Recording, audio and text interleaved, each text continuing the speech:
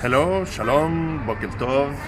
This is Piero Giorgio, author of Survive the Economic Collapse. Today, we're in 2013 in Jerusalem, here in Israel and Palestine.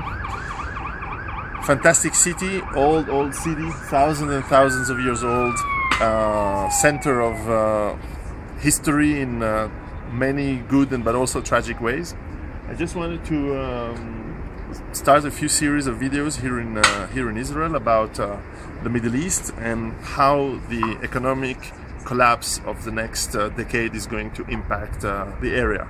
But first, let me say that this is an area of the world that I know well. Of course, generally speaking, the Middle East. I've been traveling all over the area for the last 20 years. But also, Israel is a country that I know very, very well. I've been here about a few dozens times, probably 40 times, 40 travels, mostly for business in the last 20 years, and a few times for holidays. Here in Jerusalem, 25 years that I haven't been here, a lot of changes, a lot of constructions, a lot of buildings. Of course, when I was here 25 years ago, I was 15, there was not the separation wall. It was in the middle of the first Intifada, so the situation was very different. Today is very safe. I think it was safe then also, but today is very much under total control. And behind me you can see the Al-Aqsa Mosque, the Armenian quarter, the Christian quarters, and of course the Jewish quarter in the center of the old town. What is interesting, and I will talk about the economics of Israel and the Middle East in the next video, but what's interesting is how I relate to the region. I've been here first time when I was 15, and from when I was born to when I was 15, Israel, Arabs, Jewish people, of course everything was in the news. I've always been very interested in history and of course in military history, so the wars of 56, of course 48, 67 and 73. They're very much present in my mind, and also the Lebanon invasion by Israel of 1982 with the French, Italian and American forces in Lebanon was very, very much into my youth, part of the background information in the news. Also interesting is that at the time, whenever you were talking about Israel, or even generally speaking of Arabs and Jewish people, it seems to me that it was very neutral and people were very open to talk about their feelings and their opinion, and people were very genuine and honest when they were talking about these things. There was no cinema, there was no fake information all the time, and there was no irrational emotional things. Today, it seems to me that whenever you talk about Israel, Palestine, Jewish people in general, it's very quickly irrational, it's very quickly heated, and discussion is quickly full of hate, and it's very disappointing. So as I will talk about the status of Israel, Palestine, Jewish people here and elsewhere, and the Middle East in general over the next decade within the context of economic collapse, I hope the discussion can be fair, can be without emotions, and can be just factual. Because unfortunately, I've noticed that today the topic is incredibly and insanely emotional, and I think it's wrong. It's wrong because it doesn't help to find any solutions. Anyway, I'm not the one who's going to solve 60 years and more of conflict here, but certainly I can perhaps share a little bit of my thoughts and my research on how the situation might evolve over the next decade here. And I think there are some good news, but there are also bad news. So that will be the topic of my next video here in Israel. Take care.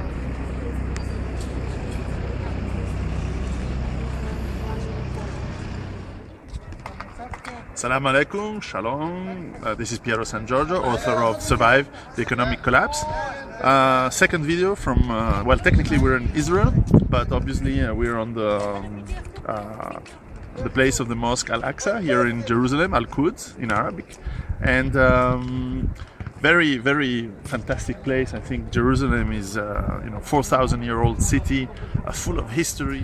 So the question is, why am I here? For presenting my book, of course, to the local market here today in 2013, but also because when you talk about surviving an economic collapse and you talk about sustainable autonomous bases, clearly this region is very interesting. And Israel in particular, if you think about Israel today is a very modern, thriving economy, very dynamic place with people from all over the world having come here, mostly of course Jewish, but also a lot of Arab people living here. And also Europeans, Christians living in Israel, but also near Jerusalem. It has not been like that all the time. And if you think of 1948, and even before in the 20s and 30s, with the first kibbutz and the first settlements in the north especially, but also in the deserts in the south, these people had a challenge. They first of all had to build a sustainable economy, even on a very local scale. The kibbutz had to have access to water, they have to grow their own food, they have to have medical ability to sustain illnesses and injuries, of course, and they had to supply they produce their own energy, whether it was for vehicles, so petrol, they had to buy it, or they had to generate their own electricity for lighting and so on. Certainly this is a very interesting place, and it will lead me to my fourth video on how this country today, Israel, can face an economic collapse and how it can work out to its own survival. See you another time. Boker Tov, good morning. This is Piero San Giorgio on Tel Aviv beachfront. One of the places I always enjoyed when I came here in Israel for business is to stay in one of these big hotels and enjoy the beach, enjoy the view, of course the good food, most importantly the friendly people, and I must tell you, very good, beautiful girls here on the beach. Anyways, I love Israeli people, they're really great, and as you know, we may criticize the politics, we may criticize some of the government idea, but fundamentally, I like this place. I like Israel. More importantly, I like the people and the character. Anyways, last video from Israel. As you know, I'm the author of the book Survive the Economic Collapse, which was very successful in France and in French-speaking countries, and now that has come out in English and coming out in other languages.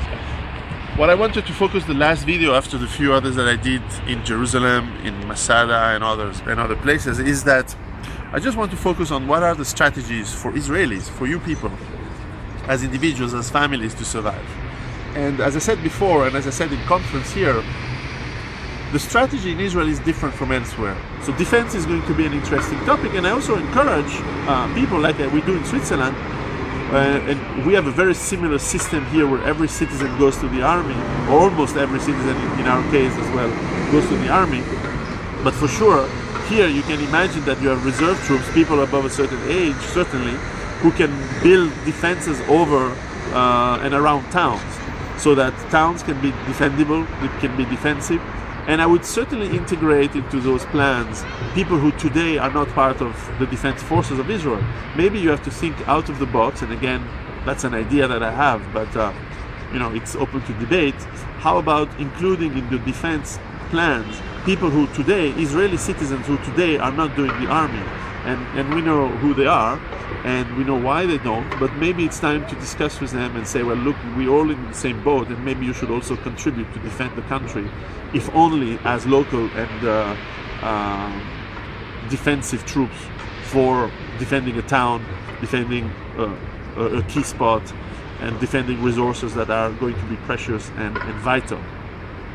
So the approach has to be collective. The approach has to be towards the whole country, and so that you can work to make the whole of Israel a sustainable, autonomous base, and then see how the new global economy, because I think that after a phase of transition, which can be more or less long, eventually there will be a new form of order that gets created. We don't know what it's going to be. We don't know who are going to be the main players, if any. Maybe we come down to a very regionalized local world. In which case, if you do it well, you can keep some of the prosperity and some of the good life that you have here. And clearly, you know, I don't wish anything bad to you guys, so I hope you can make it. So while you prepare yourself as individuals, and again in my book I explain everything you need to do in terms of storage for water, storage of food, learning skills and getting stuff to help you cure illnesses and wounds, but also of course defend yourself, but really put an emphasis here in Israel on the social link, which means get your community interested about preparations, get your town, your area in the town, your village if you live in villages, and talk to your government. Talk to your government about power, about electricity, about energy production, about dependency on oil. This is the time to do it. It is the time to petition for more electricity-based public transport. It is the time to get your dependency of oil reduced to a maximum, because oil is going to be harder and harder to get, and that's just one of the tipping of the iceberg points of the coming transformation, of the coming change of the world in the next decade. So you don't have a lot of time. We all don't have a lot of time. I think in the next 10 years, this massive change and what I call the collapse of the economic system is going to happen. So you have a lot of good assets here in Israel. You are patriots. You are still believing in yourselves. You are tough. What can I say? Toughness is a good thing in this world. And as I always say to people, you know, don't fuck with Israel. And even if people disagree with the politics of the Israeli government regarding, you know, Palestine and all that, still, you know, you are the ones who have to take decisions now. And yeah, you have a lot of good cards in your hands, and you can do a lot of good things for yourself if you play them really well. So I only have good wishes for you guys. Shalom, and hopefully I'll be back again another time. Take care.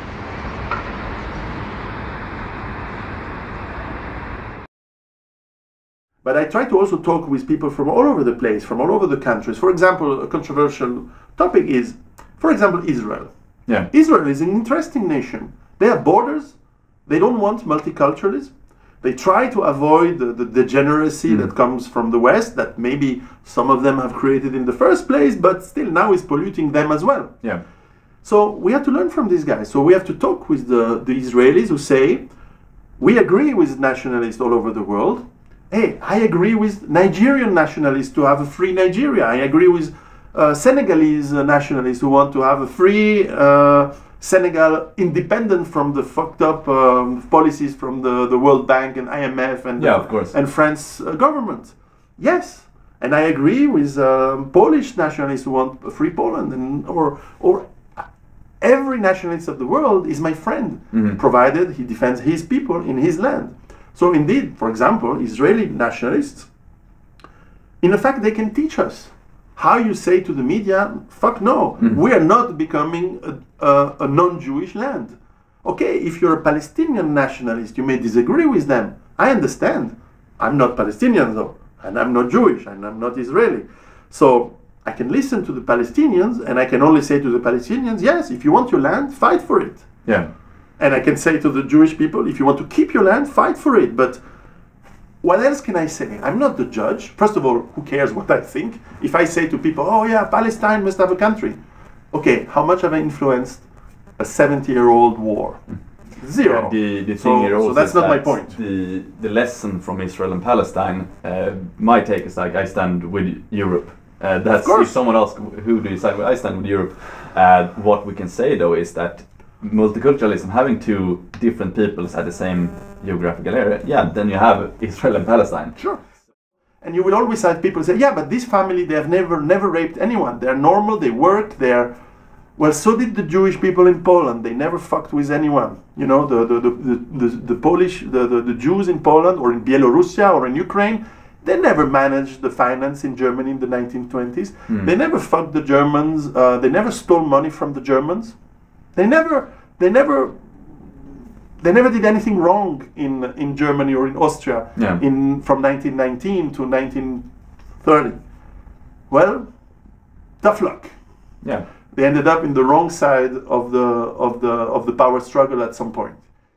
I think success, but also, and I'm not the only one, we are many across the internet to be able to have our voices heard, and in fact, when I listen to your video, or many others from people, let's say on our side of the spectrum, it's very, very, very moderate. It's much more moderate than the leftists who say we want to kill white men, or that they say we want to kill Jews. The leftists say that more and more because they want to pander to some of the Muslim people, and most of the Muslim people don't want to kill Jews, but some of them do, and therefore they pander to that. And you have some weird things in America. Of course, they have freedom of expression, which I like, but sometimes now you start to hear things which are really, really, really hardcore on Twitter, and they don't. By the way, they don't get banned because they're on the left. So So you can imagine if you and I would say something like that. I mean, we would be in jail. But of course, we won't do it because I don't think so. I certainly don't want that. Now, a good meme magic situation is if Ben Shapiro says, "I don't care about the browning of America. Ideology matters, skin color doesn't," and then you spam him with posts about open borders for Israel. That is great because that is highlighting his hypocrisy when it comes to ethnic replacement and open borders. And obviously same thing here in Europe. If some journalists are all for open borders for Germany and Sweden but not the same for Israel, then spam away with open borders for Israel memes, because that highlights a hypocrisy to others. And here's the thing, the point is not to trigger leftists. The point is to show to people that the leftists have no moral legitimacy and that their arguments are bad. So for example, we are not out to hurt the leftists or to be mean to the leftists or to trigger the leftists. What we're out to do is to show to people high up in certain institutions, the army and the police for example, that the leftist liberal homogeny on ideas, the current rulers of the ideological landscape, are corrupt. That is what we're trying to do. So whenever you want to trigger a leftist, ask yourself, will this accomplish the goal of showing as many people as possible, especially people high up in certain institutions, that these leftists have a false worldview?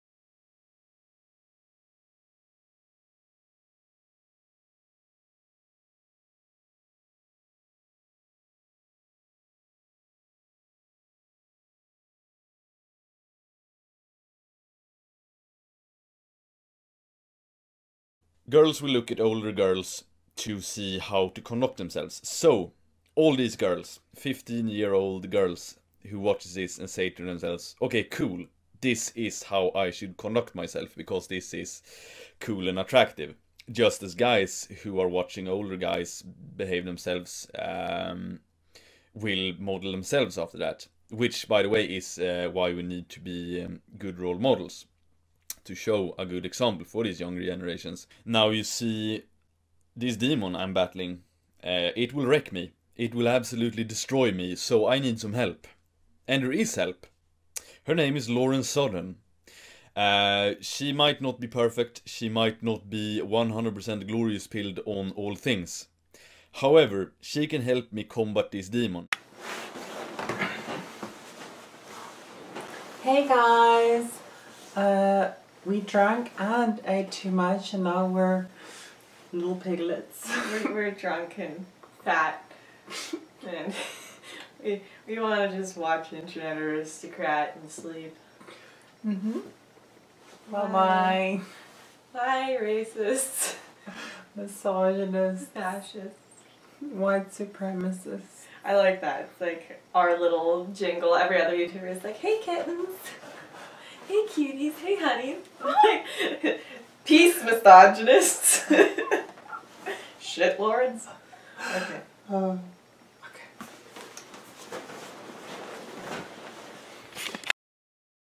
So anyway, why do I get so extremely angry and almost emotional when people are attacking Tara?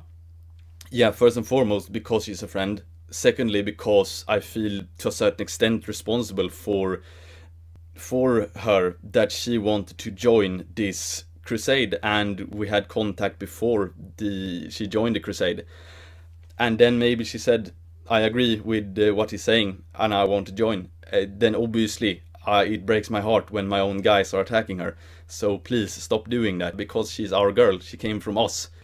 I'm actually a 4th generation Holocaust survivor, believe it or not. Greetings. Today I want to elaborate on the Christian Church and the strength of Europe. Before I begin, I would just like to ensure you all that I'm still 100% loyal towards my gods Odin and Thor. But I would still like to make the case that Europe was stronger when Christianity was stronger. So do we have the time to harbor any bitter resentment for this sort of conflict? I sure as hell don't. I have no time to have a serious conflict between Christianity and paganism. It isn't even struck my mind that would be a serious source of disagreement. We're in the middle of a culture war.